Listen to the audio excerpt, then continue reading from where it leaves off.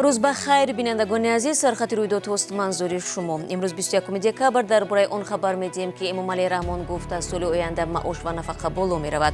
ترکیه نظام روادید با تاجیکستان را بکار میکند. یوتیوب کانال ایسلو تیوی مربوط به محمد اقبال صدرالدین بسته شد.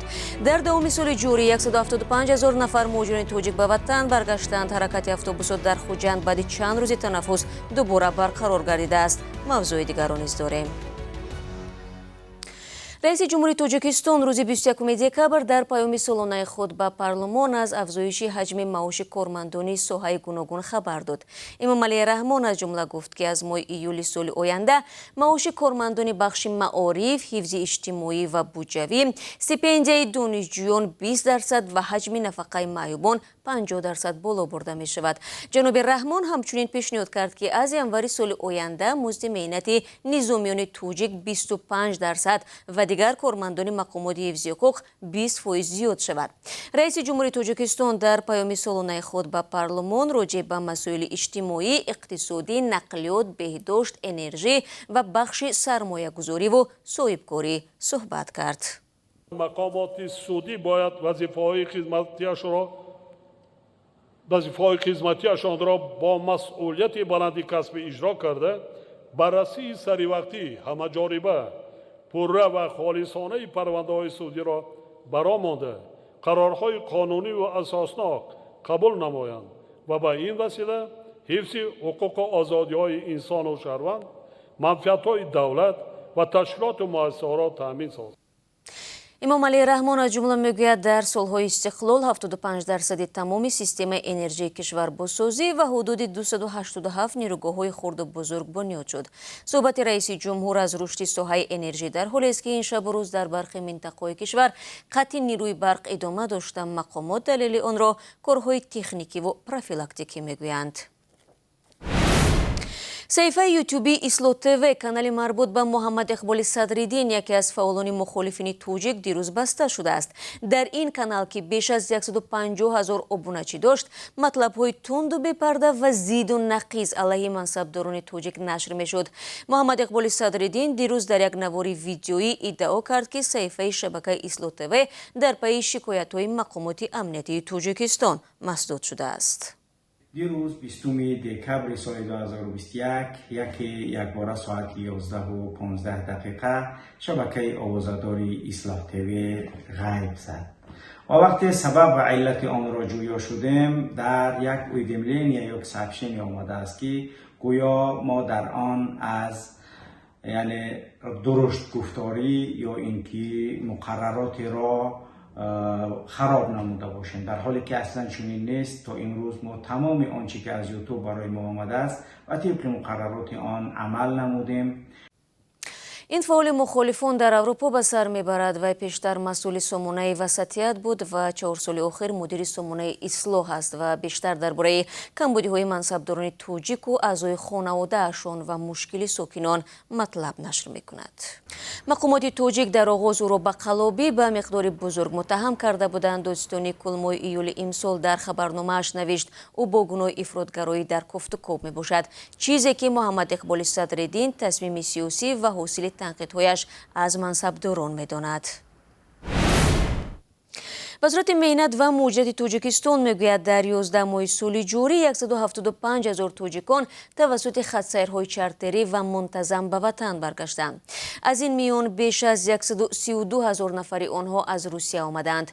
امام نظر امامزاده سردار خدمات مهاجرت با آوردن این آمار گفته است از بین بازگشته‌ها بیش از 10,500 نفرشان با ختم دوره‌های آموزشی اساساً به حیث دوریدگر، کفشیرچی، اندوچی و دوزنده به کار در آمدند. در مجموع در این مدت به خدمات مهاجرت 38,662 نفر مراجعت کردند که 60% زیادتر بوده است.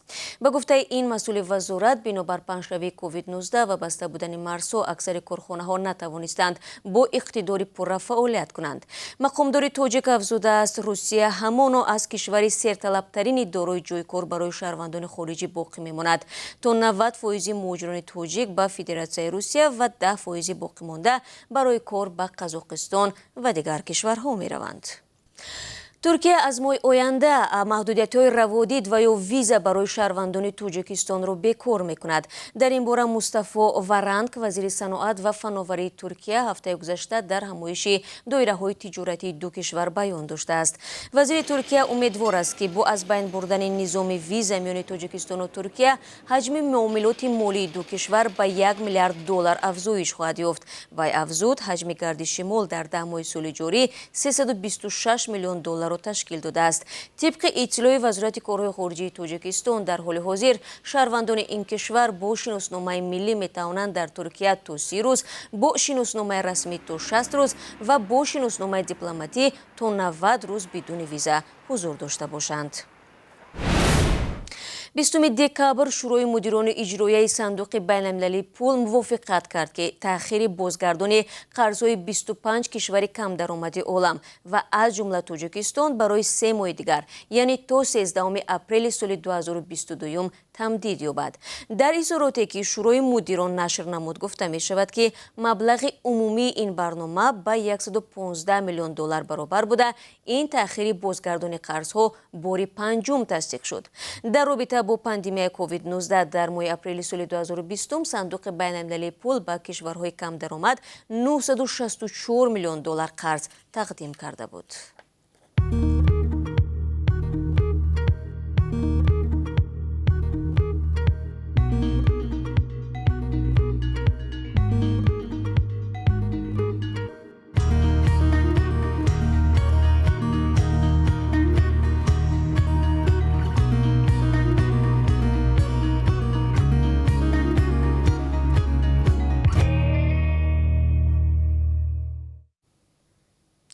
шумо сархати рӯйдодҳоро тамошо доред. Як созмони ҷамъиятӣ ба Кумитаи ҳуқуқи башари Созмони Милали Муттаҳид навиштааст ки Тоҷикистон дархости ин созмон барои таҳқиқи парвандаи марги Хуршед Бубукалоновро иҷро накардааст. Хуршед Бубукалонов, табиби 33-солаи тоҷик, дар соли 2009 ҳангоми боздошти кормандони милиса фафтид ва парвандаи марги ӯ дар 12 соли ахир яке аз парвандаҳои пурсару садои шиканҷа дар Тоҷикистон буд ки борҳо дар долону толорҳои Созмони Милал дар бораи он суҳбат карданд. Пайвандонаш бовар доранд ки ӯ зери шиканҷа фафтидааст, вале мақомот инро рад мекунанд. Кумитаи ҳуқуқи башар соли гузашта аз ҳукумати Тоҷикистон хоста буд ки парвандаро дигар бора бардоранд ва барои ранҷе ки модари Хуршед дар ин муддат кашидааст ҷуброн бипардозанд. Ҳукумат барои посух ба ин нома 3 моҳ муҳлат дошт, вале ҳеҷ чорае дар ин робита наандешидааст. пойгоҳи бомдод дар бораи ихроҷи Эшони Аъзам, фарди маъруф дар ҷамъияти тоҷикони Новосибирск хабар медиҳад. Ба навиштаи пойгоҳ, мақомоти амнияти Русия шаҳрвандии ӯро бекор намуда охири ҳафтаи гузашта ба Тоҷикистон депорт карданд. Эшони Аъзам дар Новосибирск асосан ба фиристодани одамон ба сафари ҳаҷ машғул будааст. Ба гуфтаи шоҳидон, ӯро аз фурудгоҳи Бухтар кормандони мақомоти ҳифзи ҳуқуқ бо худ бурданд.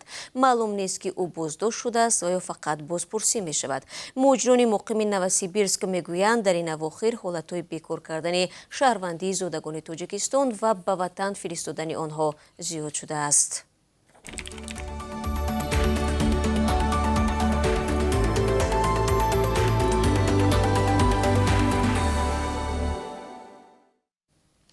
дар шаҳри Хуҷанд равои автобусҳои байни шаҳрӣ барқарор гардид. ҳафтаи гузашта бинобар мушкилоти сӯзишворӣ ҳаракати ин нави нақлиёти ҷамъиятӣ қатъ шуда буд. раҳбари корхонаи воҳиди давлатии нақлиёти мусофиркашони Хуҷанд гуфтааст, айни ҳол тақрибан 30 адад автобус дар хатсайрҳои шаҳрӣ ва байни шаҳрӣ барои мусофирон хизмат мерасонад ва шурӯъ аз ҳафтаи ҷорӣ ба 50 адад расонида мешавад. Масъулони ин корхона қаблан гуфта буданд ки баланд шудани нархи маводи сӯхт ба фаъолияти мусофиркашонӣ дар шаҳри Хуҷанд таъсири манфӣ расонда, то ин дам даҳҳо ронанда бо сабаби сари вақт пардохт нашудани маош корро тарк карданд. бинандагони азиз, акнун барои шумо оиди қурби расмии асъори хориҷӣ дар Тоҷикистон иттилоъ медиҳам. Имрӯз 21 декабр Бонки миллӣ қурби $1 сомониву 30 дирам ва €1 12 сомониву 73 дирам муқаррар кардааст. 1000 рубли русӣ бо нархи 152 сомониву 30 дирам хариду фурӯш мешавад. дӯстони хубам, бо ҳамин нашри навбатии сархат рӯйдодҳоро ба поён мебарам, аммо дар давоми рӯз боз ҳам бо шумо мулоқот хоҳем дошт дар барномаи Ахбори озодӣ. Ташаккур барои бо мо будан ва барори кор бароятон азизон.